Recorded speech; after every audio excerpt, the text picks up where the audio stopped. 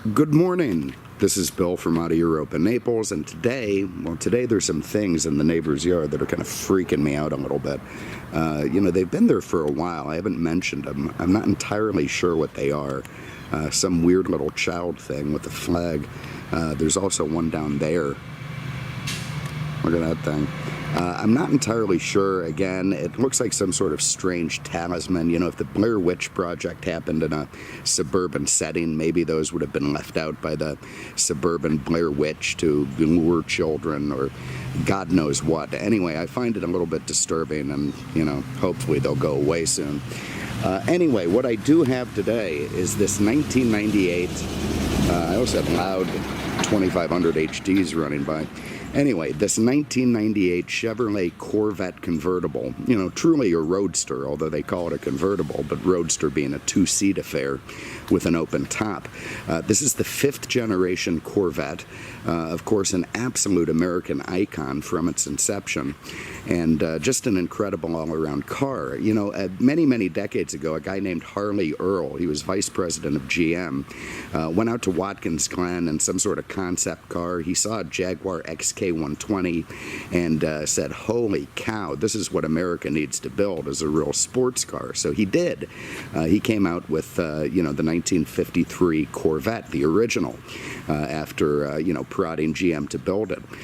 That went on for about a year, and then a guy named Zora Duntov, it's a hard name for me. I'm not good with the ethnic names, but I try.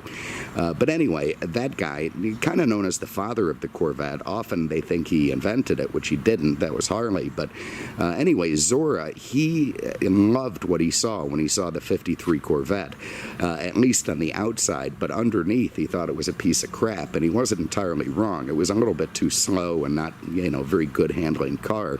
So he offered his services to GM. They were very impressed with what he sent them. They took him on. They put him, as an assistant somewhere. He, really worked on building the Corvette up. They eventually made him head of the performance division. And what he did was turn Corvette into a true worldwide competitor, American sports car. And this is one of the results of his efforts. The C5 was an absolute breakthrough, as was the C4. It's often, not given credit for that, but it truly was. The C5 is another level. The whole frame has been hydroformed to come up with this incredibly rigid, stiff, perfect body that doesn't, that's always been one of the big arguments about against Corvettes, is the way they shake, rattle, and roll over every bump, particularly the convertibles. Well, the C5 addressed that in stellar fashion and was also designed as a convertible right alongside the coupe. It's also the first Corvette to have an actual functional trunk since 1967, and came out with all sorts of new and fascinating technology that really helped it be a performer. The automotive press went absolutely nuts for it when it came out, and frankly, they represent a bit of a bargain today. It's that perfect time in the time-space universe to get one. I mean, this is a 28,000-mile one-owner garage queen, and it's a really affordable car, and I'm not sure it always will be. Corvettes do tend to go up in price. So anyway, let's get into this thing. Start inside the trunk. The trunk in a Corvette. All right, the trunk is enormous for a convertible. You see, I've got actually an old instrument cluster for my Silverado. It doesn't have a transmission temp readout, and they say you can put one from an HD in there and it'll learn it. We're going to find out today. Anyway, with the top down, you're fitting 2 sets of golf clubs in there, a week's worth of luggage, whatever you want.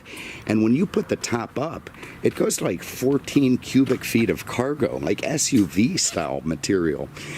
You can fit anything you want in the damn thing. Boxes of hand grenades or piles of anvils or, bodies. Whatever you need to put in there, it's going to be fine. More trunk space than any other convertible at the time, and I'm sure today. So anyway, there it is. Sorry for all my crap. You see the original floor mats in there, mint condition, black carpet. This car is just ridiculous. The guy who owned it just spent all his time polishing the fenders and not driving it that much. And he died, by the way. He wouldn't give it up without, it being pried from his cold, dead hand. So have a look under the hood. Okay, so this was another breakthrough Corvette, and that is the all-aluminum LS1. Absolutely incredible motor, 345 horsepower, very, very torquey, very responsive, and a big part of what makes this such a fantastic car. It's connected to a transaxle in the rear end. That's another, new thing for this C5 Corvette. So instead of having the transmission, between the driver's seats where it normally is, it's mounted at the back between the rear wheels, connected with a very rigid torque tube. So you can pull the whole body off this thing and you still have 4 wheels connected to the drivetrain sitting there. You could conceivably drive it around. It's very rigid. You got monoleaf composite springs at the back, keeping it planted. That's sort of a Corvette standby. They've gone away from that now after decades and decades, but by the time the C5 came out, it had reached its absolute potential.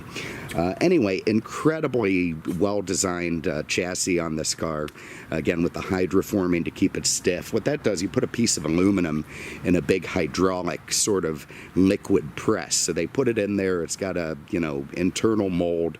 You shoot hydraulic fluid into it, and it forms the frame of this car in a way that you just couldn't do with a standard press. So anyway, again, 28,000 miles on this thing, like new under the hood, absolute perfection from both Chevrolet and the guy who owned this thing. That back down. Even the fiberglass on this car is sort of modern and fancy. This was one of the last cars offered with true pop-up headlights. You can see the headlight covers there. Very, very cool stuff. Something I've always loved. A real ticket to my heart. Lovely, sleek styling. The air intakes on the rear of the fenders, sliding backwards towards the rear wheels. This has beautiful chrome wheels, which, frankly, I've never been a big fan of chrome wheels, but when they're new like this with those good-looking red calipers, there's not even any rotor rust on this thing. I mean, it has been so beautifully kept. I almost feel bad having it because I know I'm not going to keep it as well in the meantime as this guy did. We better stick it in the showroom. So anyway, absolutely flawless. Riding Goodyear Eagles on their terrific shape. You see it's got big giant brakes all the way around, big calipers. This thing really, comes to a stop quick. Definitely a Corvette institution. You got 4 pipes coming out the center, kind of cool stuff, very sporty. Little diffuser down there with air vents, the 4 oval lights, tail lights, which are again a Corvette institution. I don't know, say what you will about the C5, but they're pretty awesome, I think. Okay, this is also something I love. They don't dick around by giving you some sort of weird power hardtop. I think they did later on, but it's a shame. Maybe never in the C5, maybe the C6. Man, this is the height of simplicity. So you reach under here, there's a little button, up pops this thing. You can see that lovely way the fiberglass continues into the cabin, sort of old school style. Lift this guy up. Yeah, this is kind of two-handed, but all right. Then you lift up the back, put this guy back down, put this guy down, down goes the front, and there it is, the absolute essence of simplicity. It takes under 20 seconds. You can do it one-handed, as we just found out, and that's what having a sports car is all about. You don't need this big heavy top mechanism, just a quick thing you throw back, and nicely it does have a defrostable glass rear window. The material is in fantastic shape. Very, very nice stuff. Hope I remember to bolt it down when I get inside. Okay, so with the lovely sort of conservative metallic silver outside, we have this very attractive black leather inside. Now, Corvettes have always come under a lot of flack for having crappy materials that come apart and vibrate loose and look cheap and feel cheap, and they said they addressed that in this. Even the car press back in '98 really liked it and said they overcame it. I'm not so sure. I'm not a big fan of the materials they use. They're much better than earlier Corvettes, and they do hold together a bit better.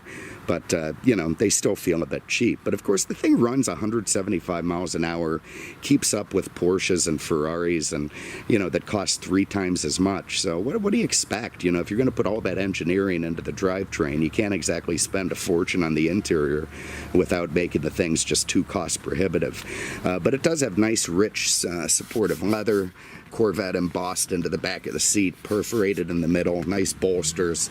They are power on both sides, very, very adjustable, and all very lovely. So let me pull out the keys and we'll see what we got. Another thing I like about this car, it has a power antenna. That's something that went the way of the Dodo now. You never see it anymore. They're all built in, or shark fin, or this, that, the other. So it's kind of cool to see an old school vintage power antenna like from the 50s. Instead of on the column, the key ignition tumbler is up here in the dash. That's kind of cool. Fire it up. All right, now one thing that I think is kind of weird is this car has a, you know, remember the old GMs had a Twilight Sentinel, they called it, which is automatic headlamps. So you'd set it how you wanted it, you know, what the delay was when you shut the car off, how long they'd stay on, so on and so forth. It was all automatic. This car doesn't have that. It's got just a very standard light switch here. But it does have some sort of a sensor that's, look at that dog's pooping. Oh my God, right there.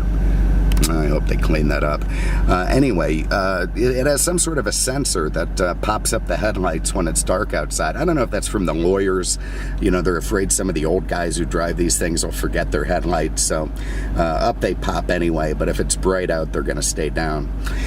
Here you can see the ergonomics are quite good. The instrument cluster is lovely. You know, it's got a 200-mile-an-hour speedo, which is not at all ambitious. This thing will run in the 170s. Good Lord, that's gross over there. Oh, what's he? Oh, Jesus. Oh, God. Do that inside, for the love of God. Anyway, you can see you've got your water temp, your oil pressure, you've got your voltmeter, you've got your fuel gauge. It's very easy to switch between English and metric. Watch that. Look at that. That's simple. So if you're federalizing this thing into Canada or United States, it's a piece of cake. Just press that button and it goes from one to the other. Really neat stuff. This is a tilt steering column. Nice. And that thing is just pooping up a storm. What are they feeding him? He's probably eating prime rib. Potatoes. Anyway, nice leather steering wheel, lovely to grip, all very proper. You can see you got your cruise control here, your lights, over here your fog lights, your trunk release, nice. This does not have the heads-up display. If it did, this would be filled in and you'd see it reflecting up there. The heads-up is pretty cool, but it's also kind of boring in these. I think you just get miles an hour and warning lights, so not altogether too fancy. Over here you've got the in-dash CD, Dulco Bose. Let's see what we got going on. There you see the antenna. I'm going to start using the zoom here. The antenna went up. You can see it in the rear view. We got nothing. All right, let's see. Find some music. Oh, God. If there's one thing that makes me want to vomit, it's like mid-90s Aerosmith. Let's see. The Eagles. I don't know. I heard they just surpassed Michael Jackson in terms of album sales. I think that's great for him, but, you know, who the hell cares? Anyway, nice in-dash climate control here. You've got driver and passenger. In fact, let's get a little bit of AC going. Nice stuff. Actually, I'll wait for a minute. You've got a very standard-looking leather shifter here, you know, knob, whatnot. You've got a ridiculously cheap and useless cup holder that's not going to hold anything. I mean, if you put a cup of coffee in there, you're going to be wearing it in about 10 seconds. All right, over here we've got a little bin to put. It's an actual ashtray now in this one. I think some of the later ones, they weren't. Let's get our windows up so the AC is a little bit effective. Okay, down here we have a very nice option. This is, I want to say it's the FE45 Ride Select ride control thing. What this does is stiffen up the dampening on the car for, you know, whatever your driving situation happens to be. So if you're on the highway, you put it in Tour. In fact, driving around town, that's the softest setting, give you the best ride. Mid-grade Sport, that's going to beef it up a little bit and, you know, make it handle better. And then, you know, full-on performance, it's not quite as stiff as the old Z51 package, but it is pretty stiff and good for the track. Also has traction control here. Now that said, when you're pushing this car in any setting and the computer feels that you're in some wide open track sport mode, it's just going to flip into performance for you without you thinking about it. All right, you got an e-brake here. You got a very standard glove box over there. You got an O-S-H-I-T handle for the passenger to freak out if you're trying to torture him by going sideways somewhere. You've got a, there's your fuel release, your 12-volt outlet. These things are always broken on some of these cars, not on this one. This guy just kept the thing so damn well. Probably a really irritating old bastard, to be honest. Wife probably hated him. All right, anyway, we're in drive, we're in tour, headlights popped up. Let's go for a spin. Now, this car is low. So when you're coming out of a slanted driveway like this, you really want to go slow and creep and try to take it at an angle so you don't bottom out. You know, another thing that's interesting about these is the way that they're geared, the way that they set them up. They don't have the gas guzzler tax. They actually turn out pretty good fuel mileage, particularly the manual Corvettes. I want to say they're over 30 on the highway. Really impressive stuff. There's no other car in this class with these performance figures that can pull that off. All right, so the ride is nice and gentle. It's a real grand touring feel right now. We'll go over to performance for a minute, turn off our traction control. See, we get a little message for that, a little yellow light. And that was where the phone went into one of these weird little lock-up modes. Video camera, so I'll try that again. Anyway, in this sort of performance traction control off, the car just feels a little bit more menacing. All of a sudden, you feel more bumps in the road. You know that these springs are pretty stiff. Let's see, we got a green light. All right, total wheel spin. I believe the traction control did kick in there. You know, it probably sort of senses when you've gone a little bit too far and sort of kicks on like a Mercedes. Maybe not. I did kind of let off the throttle a little bit. I don't want to torture this jogger, so do a kick down thing and see how that feels. I'm also sitting way back. I don't think I can, with my little legs, I can't reach the firewall. All right, there you feel that instant torque from that LS motor. That's good enough. This thing hasn't been abused. I'm not going to start doing it now. But anyway, it will pull so quick and tight all the way up to 170. You're going to love it. 0 to 60 well under 5 seconds, like 4.6. Quarter mile time in the 13s. The handling, the skid pad, amazing. Aerodynamics, amazing. No bumps and rattles, or jarring or buffeting with the top down. It is a real well-designed car that just sort of avoids all of the complaints that you make about Corvettes that came out before it. It was really ushered in the modern era of the Corvette. So there it is, 1998 Corvette C5. Sorry about the sun. Oh my God. Let me take a left here. I can't go right there. Hang on. Let's see where this leads us. Anyway, really ushered in the modern era of the Corvette. This is a 98 C5 convertible, pampered since new. This is a 3%er car. I mean, you can look and look and look, and very, very few are going to be anything approaching this level of immaculate. So you're going to have to pay more for it. I'm sorry, I did. So just don't compare it to something that's been beat up by bikers or anything. This thing is an absolute showpiece. And, if you want to have the best one, well, this is it. So thank you very much for having a look. We appreciate it, and we'll see you with the next one. Take care.